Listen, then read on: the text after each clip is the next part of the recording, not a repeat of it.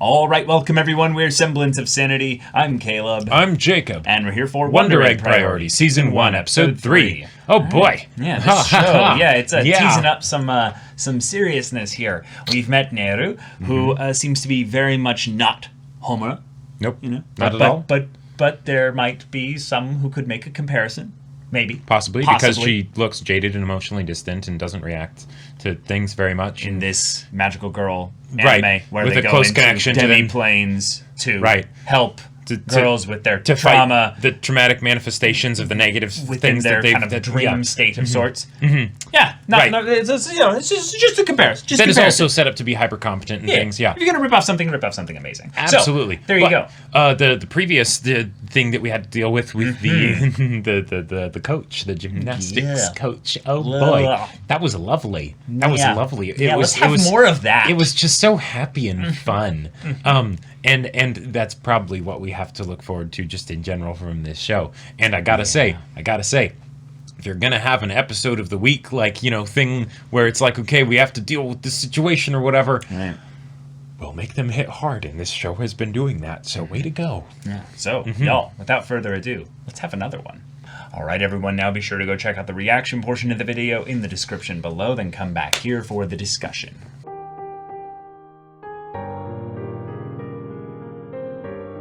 Well, all right. Oh boy. Well, we got ourselves a new Wonder Egg magical girl. Yep.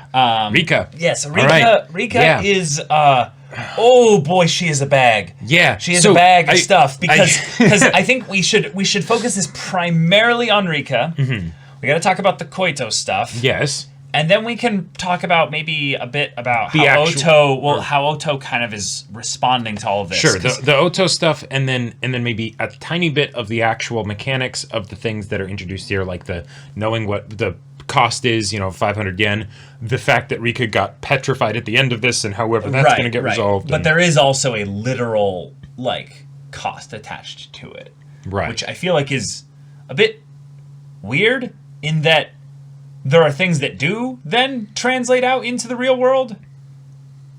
Because if they're in the space now where they're buying the eggs, which is kind of their dream, but not also their dream, then they go in to get their wallet. But if, Rika doesn't have her wallet, she can't buy stuff, but how does she have her wallet or not have her wallet if it's in a not physical space? Probably just because she doesn't have a wallet in general, Exactly. So that's curious.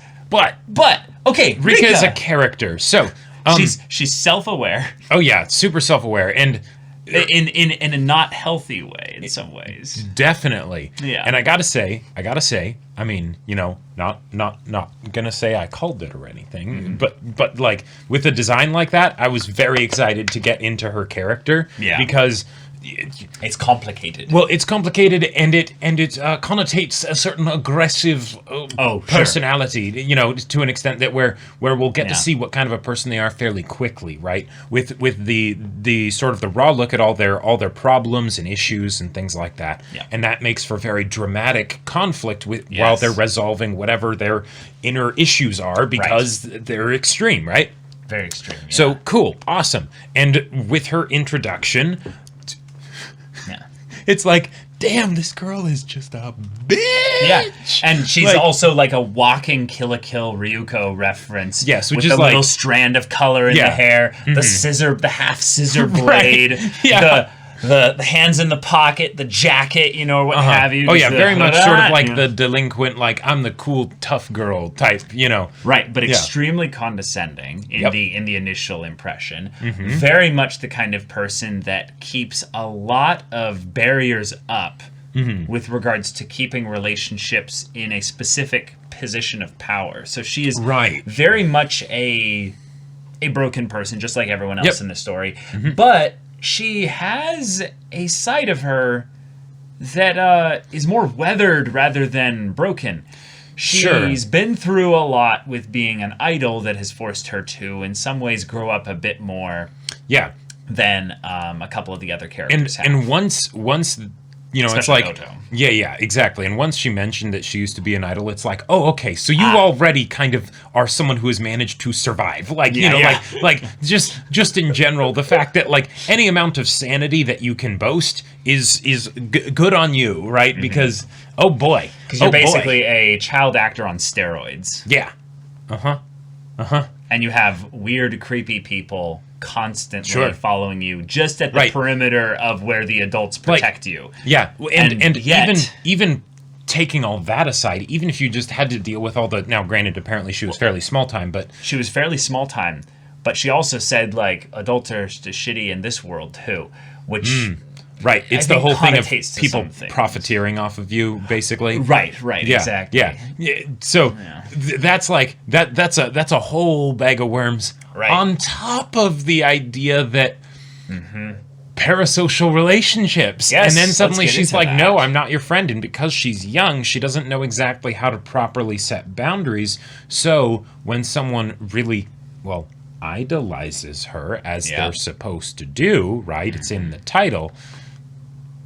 She doesn't know how to properly set boundaries and create distance and stuff. Well, I mean, okay, hold on here. I feel like there's a difference between someone breaking past your boundaries and you setting boundaries. Because I don't think I don't think either of them are doing that.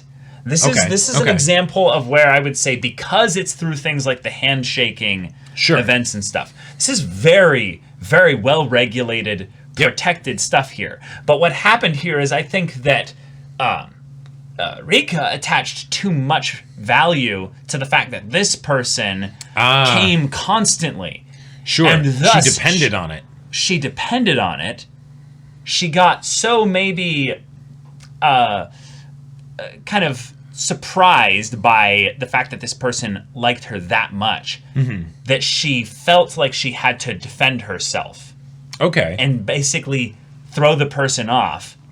And yet there's this other side of it where it's also, no, I'm trying to save you from this clearly destructive pattern of behavior. So I'm going to use a clearly destructive type of behavior to push you away. Right. There's the fact that the girl was doing the destructive behavior without Rika requesting it, right? Well, or, you know, now she might have eventually, right? Yeah, but Rika judged it as destructive behavior, though. It might not have been from her perspective, from the other girl's perspective. Well, okay. At the beginning, she's just like, "Oh, cool! I've got a rich patron, right? I've got someone who has a lot of money, and you know, I've got a whale. Awesome, right? Right. You're right. She did see them shoplifting, but then she saw them shoplifting, and it's like, oh, shit! Yeah, you're doing this, and it's hurting your life, right? So that you can give me a little bit more money, right? And this is why I love that that's what it was, because it's something where in reality Rika has no direct control over what that girl does. Yeah, right? What her fans do. Yeah, exactly, right? That's something that happens, and while she can try and discourage it, it still comes down to, when it comes down to it, it's their decision. Now, she does have influence over it. She does have influence over it, right? It's the difference between control and influence. Right, exactly. And there has to be that healthy respect of the power dynamic that basically exists, right? Exactly. And since she was fairly small time, she said that, oh, sweet, got a rich patron, right? You know, she was my wallet, right? She started to depend on that behavior, right? She encouraged that behavior, not knowing that it was destructive, probably, right? She probably played into it of being like, oh, yeah, thanks, you're my number one fan. What would I do without you? Right. You know, because she's wanting to give that extra bit of basically positive feedback to this person that is putting in above and beyond of trying to, you know, support her and all that stuff, right? Or you know, at the very least, she gets some emotional, like... Exactly. She gets the kickback of being like, hell yeah, I shake Rika's hand more than anybody, you know? Like, I've been subbed for the longest of anyone else here. Exactly. And no one else can sub more than me, because I'm going to remain a sub. Exactly. Since that very first time you streamed, you know? And that doesn't have to be a bad thing, right? No, it doesn't. You know, that doesn't at all. Because it might be very, very, like, in moderation, healthy, just kind of simple aspect of things. But surprise, turns out, in this situation, it wasn't. Yeah. And then suddenly, oh yeah, the fact that Rika cuts herself, that makes sense, because then all of the things where she realizes this thing that she saw as being a good thing was actually a bad thing, and she helped encourage that behavior, right?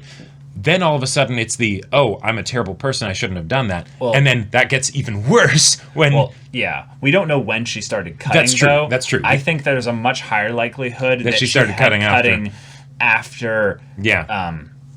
Yeah. The girl starved herself to death. Which, by the way, she was in a unit before. She's an ex-idol. While idols, their shelf life is very short, you know? Yeah. She's what? Like 15, 16 maybe? She's little. Yeah. She, I don't think the idol shelf life is quite that short. No. So what I'm guessing happened is that she started cutting, and then all of a sudden, you can't wear the outfits because, you know. Yeah, and then she said the issue was that all the other girls were ugly. Right. Yeah. Honey. Yeah. It's oh boy. There's a lot of what I would call unhealthy projection that goes on from her, and it's a way that I would say people generally use for defensive measures. Sure. And it's very much down all the way to the details in the character design. There's there's a lack of synergy in a lot of the things that she's got in her get up here. She's got a very cute outfit in general. It's very cute and stuff like there. But it is a full covered, vest jacket kind of thing. Gotcha. Long sleeve. Okay. Cover up that. But then also the little remnant of that idol bit with the colored hair and stuff there, but it doesn't really fit with the rest of everything here. Right, because I was my vibe on it was actually the opposite with regards to the outfit. That outfit is not an outfit that people would generally consider cute, right? No. I'm meaning for her it probably. Oh yeah, she can totally make it work and stuff, right? But when we saw her idol outfit that she had. Well, that's an idol outfit. No, it's an idol outfit. No, totally. No. But she still plays into the I'm Kawaii Rika, like Kawaii Rika, because I'm so cute, right? Yeah. And yet she wears the I'm the tough girl, outfit. That's I almost straight up think that Kawaii isn't actually have anything to do with her name. This is her stage name.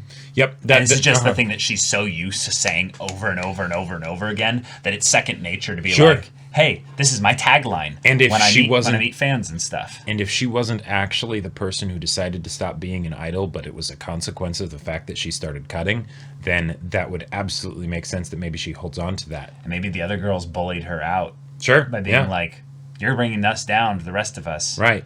And the other adults we can't let you ruin our image, Pressured that they might specifically. They might think that it's because of us that happened, or oh wow, that made news, The fact, now granted, she was a small time idol and stuff, so maybe it didn't, but she did end up going to the funeral, right? Yeah. And the idea that she calls a lot of other people ugly, and yet she seems very defensive in general. Yeah. I think that there's a lot about her that is projecting that out, and she sees herself as someone that's an ugly person, not necessarily physically ugly. Right. That could be part of it as well with the cutting, but yeah. Yeah, and if there's that self-hatred that caused the cutting to happen, then there is a very good possibility it's not fully gone. Well, it's not fully gone, but also that's where her brusque personality comes from now, because she basically says, well, I guess this is the kind of person I am. Yeah, I'm not going to be the kawaii cute person. Right. So she kind fake, of right, she kind of leans into that side of herself because her self-talk is there anyways, I thought they were going to do something else here, but did you get a very weird Spellbound vibe that wasn't good?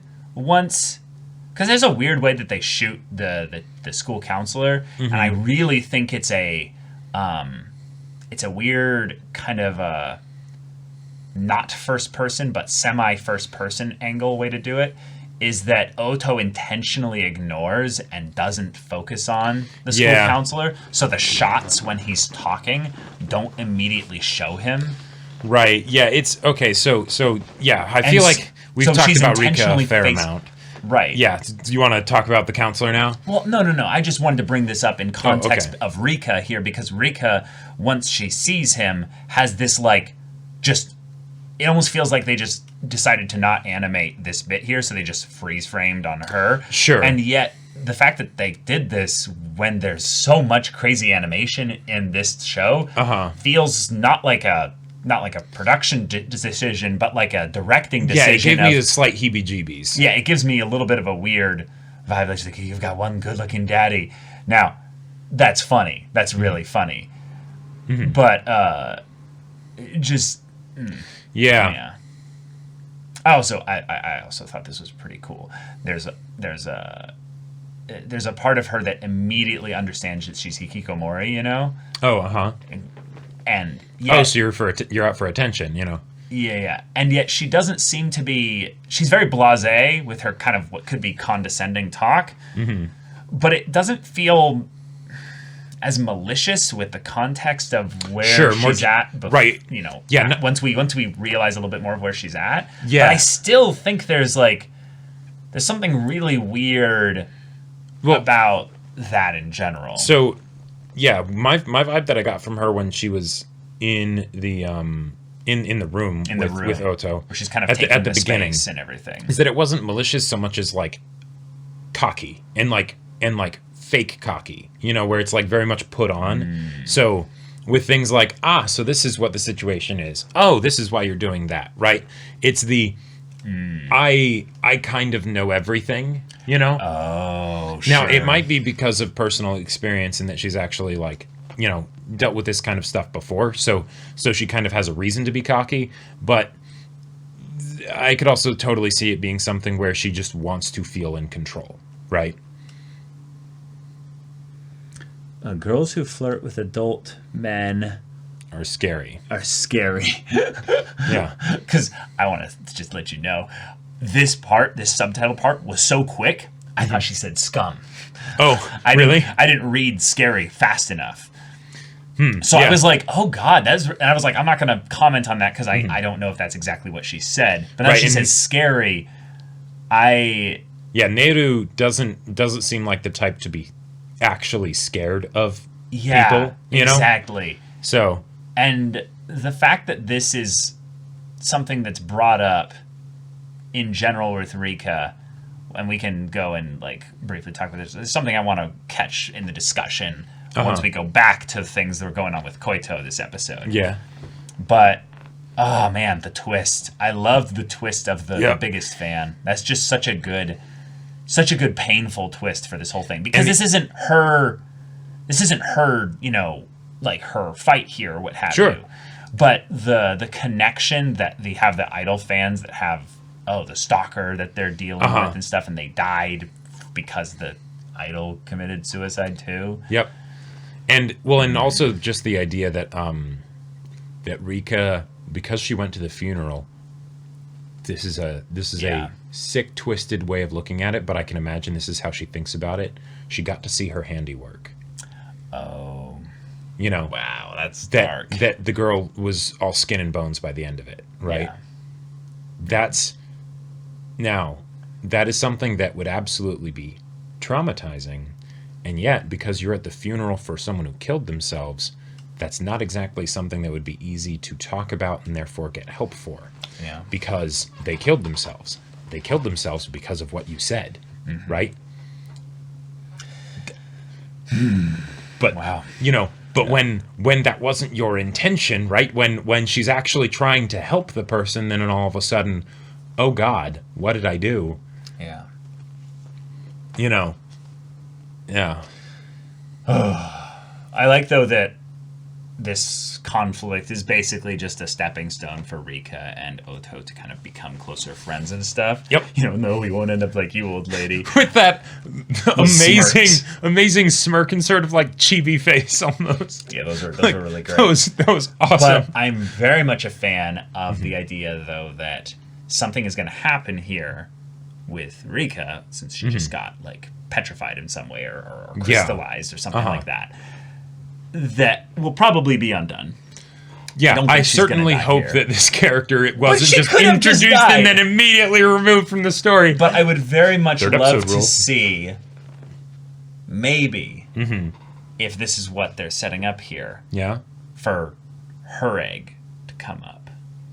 That would be interesting. And this is just the death that sets that up. Or if they don't do that at all, it's a thing where now she has to save Rika, and Rika does need saving. This is the person that, when looking at a school counselor, didn't see them as the counselor, the person that gives, mental health help, but as the, you're trying to get attention from him. It's like, no, gotcha. I had a friend who killed herself because people thought that about her. So I need to, talk to someone and stuff like this. I don't like it because I'm judging this person, and there's potentially some things that Oto is not thinking about, and thus we haven't been shown that part of the backstory into why. Because now I want to talk about the Koito stuff. Well, yeah, but before we get to that, just because we covered the pretty much we went up to the end of the episode, the fact that this episode actually ended early before defeating the monster or whatever. It's like, we can do that. That made me lose my shit because fine then. Because like this show has brought up some very serious stuff, and that's like the textbook stuff that it goes for, right? It's like we're gonna make sure that each episode we bring up things that just 1-2 punch you real hard uncomfortable in the feels dick, basically, right?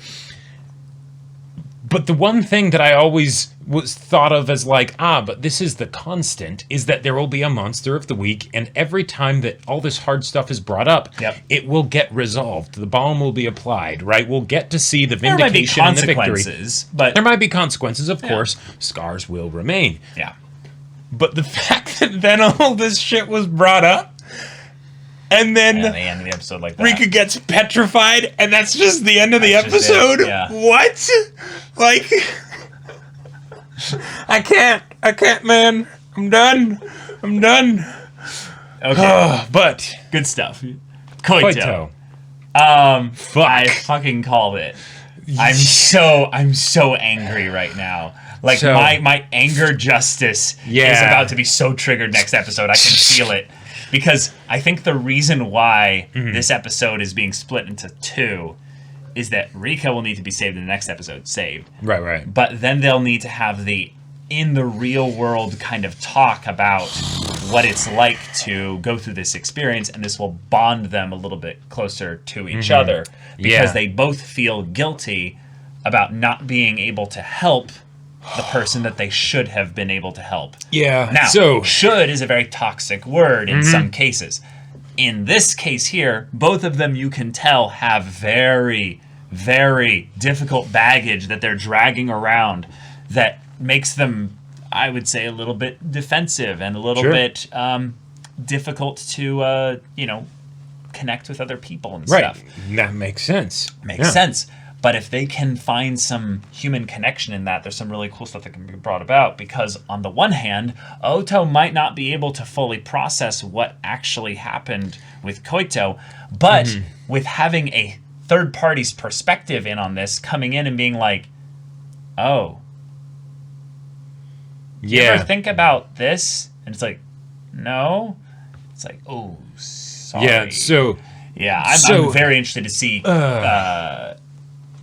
Rika as a bit of a wrecking hammer ball kind of coming in and she'll cut a bitch. And but also shattering preconceived notions about aspects of the characters, the world, the story, and all that. She is the hammer, kind of, right? She is like the hammer. If you've got the 2-part scene between the 2 really quiet characters that are quiet for very different reasons of Oto and then Neru, then all of a sudden you have Rika. There you go. Boom.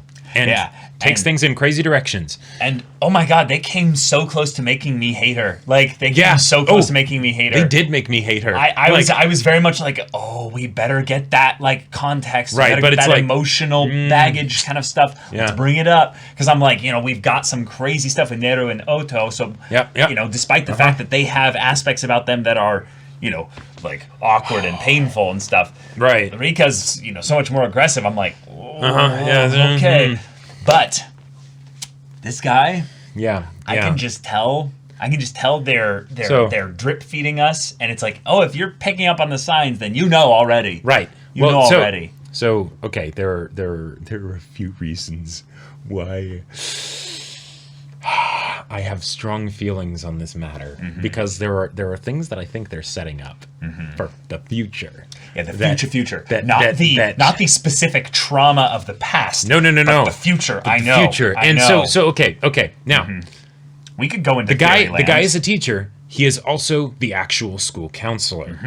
That's a big deal. That is a big deal. Because then there is legitimate reason for him to be the one who the kids bring their stuff up to, right? Their trauma. The thing this story is about. Right. But also, in the case of with Koito, the fact that she's like crying into his chest, right?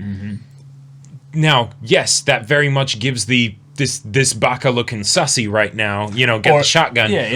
But it could also just be a thing of, he's like, okay, hey, what's going on? We've been talking about, the stuff, and it's perfectly innocent. Right. She just freaks out and clings to him because she's scared and she doesn't know what to do. And he's the only person there. Right. And she doesn't feel comfortable bringing this up with Oto. Right.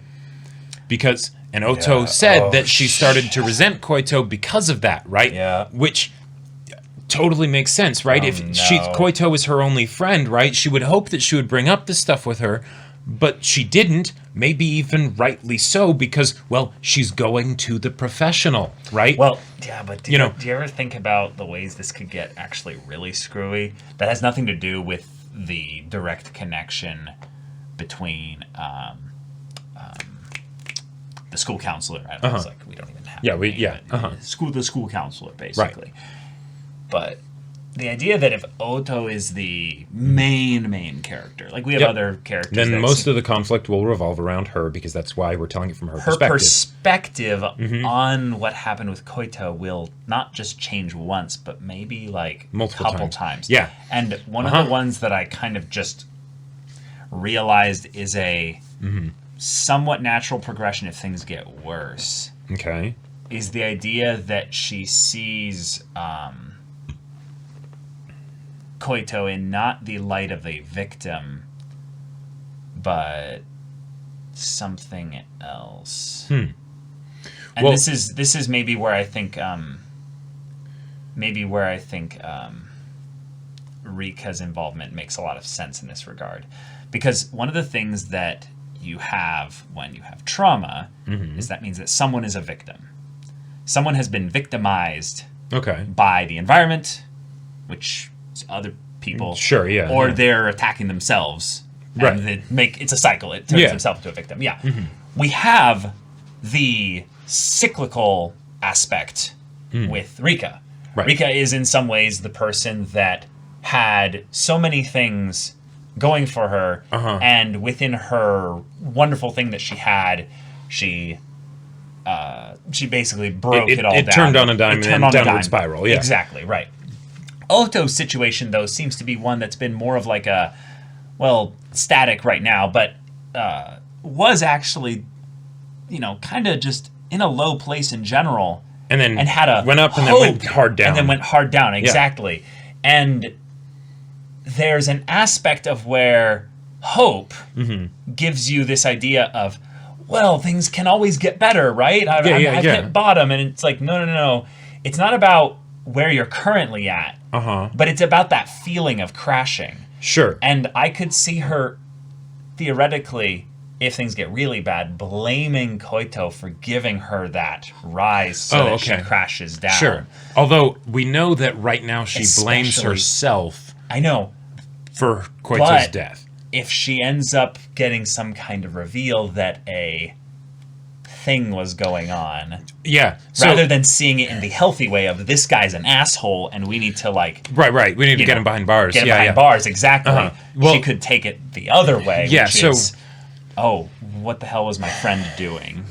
Right. So, okay. It's all kinds of... Yeah, so there were some things that I wasn't quite following with what you were saying. I kind of needed to build up to it, because I was about to say something that just sounded really dark and stuff. Sure. No, and I get that. I kind of want to, backtrack and sort of assess the evidence and the things that we have, just to give you the opportunity for feedback, but then also so that both you, the audience, and you, Caleb, can see sort of where I'm at with all of this, right? Sure, yeah. So,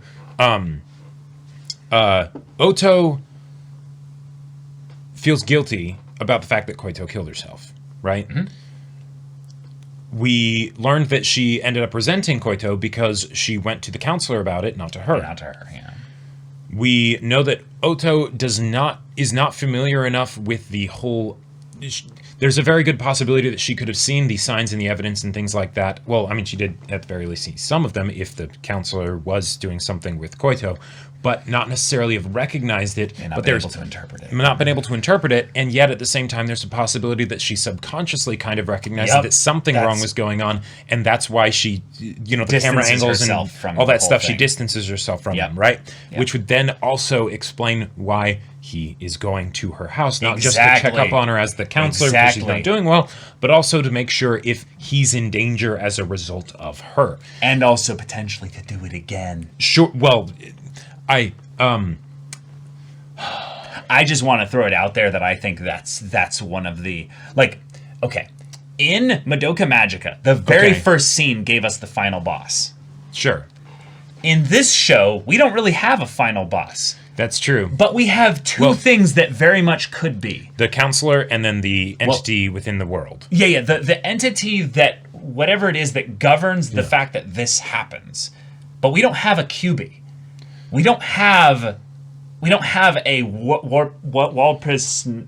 Well, we might have both, but we don't know. Well, right, but we literally don't have a QB. The bug thing, the voices. Oh, right, I know, but it doesn't follow her anymore. Sure. Unless we're calling the disembodied voice. I think it's still that entity. Okay. Yeah, and then we're on the same... I think it was just using the bug as like the vessel to... Right, I kind of see that as just the whole thing. It's the world itself of this... Yeah, exactly. It's not as right, it's a bit more ethereal and esoteric than QB, Yeah, exactly. Right, but the role of kind of the... almost well, it doesn't necessarily have to be a Faustian bargain, but the bargain of, hey, you give money, I give you egg, you do thing, right, which is and why you might be able to get your friend back. Yeah, which is why I'm weirded out by the fact that we didn't see really much of that. Like, they just kind of stumbled into this and now they're here, and that's what makes me think that there's something out there that's predating upon them. Sure. And that gives me look, we have a very nice comparison to another We have character. a supernatural potential predator, and then we have Where's our mirror in the real world? A real world predator, right. Yeah. But then this is the other thing that, this is the thing that really, oh boy, if this happens or when this happens, I'm going to lose my shit. I like this tone of voice. Yeah. This episode, there's the possibility that the counselor was there to see Oto. Mm-hmm. But Oto wasn't home. And most of the time, actually, when we see the counselor coming over, he's not actually interacting with Oto because, granted, Oto avoids him. He's interacting with the mother. Yeah? The reason why that is something that particularly worries me is that in situations with abuse, there are multiple layers to it. There's one, do you know that the abuse is even happening? I'm talking about the victim and the people around it, right? Yep, Koito didn't even necessarily understand what was going on. Oto certainly didn't understand what was going on. But the parents also didn't understand what was going on. Now, in this situation, Koito killed herself, right? Right. Closed circuit of the loop, the counselor doesn't have to worry about anyone finding out about it through that. But then there's Oto, right? Mm-hmm. Now here's the problem. Oto is so withdrawn and sort of avoids him, he has probably realized that she's not an immediate problem right now, but it's more of the checkup to make sure that there isn't any more of a problem. And he's doing his job. And he's doing his job, right? But it is extra. Yeah, and the mom has made note of that. It's like, you don't have to do this. Right. And now, granted, what I love about this is that there is still the possibility that this guy is actually just a good dude who is a bleeding heart and doing his job. Right. Because, God damn it, one of his students killed themselves. Yeah. He knows that she was good friends with Oto. So Oto doesn't have many friends. Right. So I don't my want God, this to... what must it be like for her? Yeah. I'm not going to let another girl in my school kill themselves, right? Yep. It could totally be that. Absolutely be that. It could totally be that. But that's not what it seems like. Or it's just not how we, with our exactly. vibes, But then on top of that, Yeah. What happens if he's like, Oto, I can't necessarily control her, and she seems to be withdrawn enough that I don't think she's an inherent problem. But really, what I need to do is to keep it from the school. So what if instead I get to Oto's mother so that way she holds me in such high regard that then when Oto starts to realize what happened and brings it up, the mother doesn't believe her. Shit. And then, what do? And if you truly want a final boss in this show that has a magical girl world where they beat up monsters with crazy weapons and things, it is totally possible that that's just that kind of conflict. But when it gets to the real world conflict, everything could be resolved by Oto simply working up the courage, realizing what happened, whatever, telling her mother what happened. The mother tells the school, boom, the guy's gone, right? Yep. But since this is also a coming-of-age story, since this is also a story about learning to be independent and, finding that inner strength and all that stuff, there's a very good possibility that there will come a point where you can't find that from the people that you should be able to find that from, right? Where nope, doesn't work. And so nothing hits my justice button more than when the people in power are faced with the bad thing and they do nothing. They ignore it. Yeah. Right. So, whatever the reason is for it. That's totally not a precedent set by this story's, see no evils either. So I wanted to bring up the idea, though. I wanted to bring up the idea that one of the things that might be going on is a little bit of an unreliable narrator setup here. Sure, because Oto doesn't... Yeah. And one of the things that I was thinking about that could be kind of cool is that there's this avoidance of the teacher with the directing choice of I just kind of or Oto I kind of having a little bit of a I don't really stuff. Which makes sense. No one wants to talk to the high school shrink when you're going through a bunch of shit, right? But what if there's a literal connotation? What if the counselor is actually giving her really good help, but it's manifesting in the form of the thing that the show is using as therapy for her, and that's it. It's that there's actually this really kind of weird-ass therapy that she's going through. Sure. And the guy's got to the mother, and it's a little bit of a predator thing, but the way Oto explains it to herself is just... Nah. Sure. I get to go on little magical girl adventures. And if you think about it, and it's fine. I get to help other people with their trauma. Not right. mine. The best thing that a counselor or a therapist can do is to get you to save yourself, right? Because that's the whole point. And that's why it can seem so useless, is because they can't actually do anything, right? When you go to the therapist, when you go to the therapist for the first time, if you're not in a great place, it can feel useless because they basically try to just give you tools and understand where you're coming from a little bit, and then let you talk. And especially if you don't want to talk because you don't like the fact that you're at a therapist, or whatever. It can feel really rough. And that can be one of the places where you really don't necessarily get a lot of stuff done right away because you're not ready to get stuff done, right? And that can all be part of the process. But if it's something where it's what are you going to do about this? How are you going to fix this, right? And then this all ends up being within Oto's head in some kind of weird, space or something as a way of her trying to deal with it. Yeah.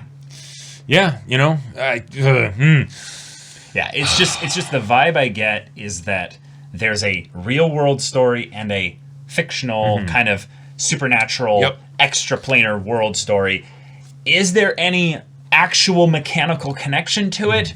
Or is it more thematically relevant, or both? Yeah.